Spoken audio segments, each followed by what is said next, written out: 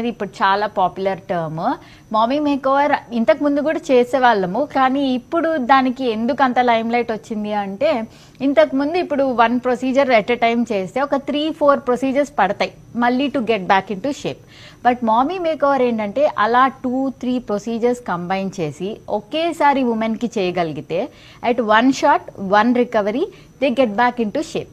So అది పేషెంట్కి is of recovery ఒకటి, అన్నీ ఒకేసారి అయిపోతున్నాయి కాబట్టి వాళ్ళకి మోటివేటెడ్గా చేయించుకుంటారు.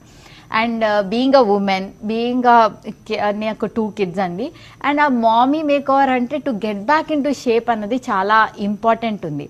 ఒక మేజర్ థింగ్ పిల్లల్ని డెలివర్ చేయడం, దానివల్ల చాలా చేంజెస్ వస్తాయి బాడీలో.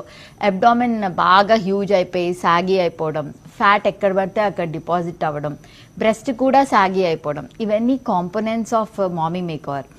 సో మామీ మేకోవర్లో టమీ టక్ అని చేస్తాం, లైపోసక్షన్ చేస్తాం, breast augmentation, mastopexy, lift, reduction అన్ని కాంబినేషన్స్లో చేయొచ్చు. అలాగే కొన్ని జెనైటల్ సర్జరీస్ కూడా చేయొచ్చు.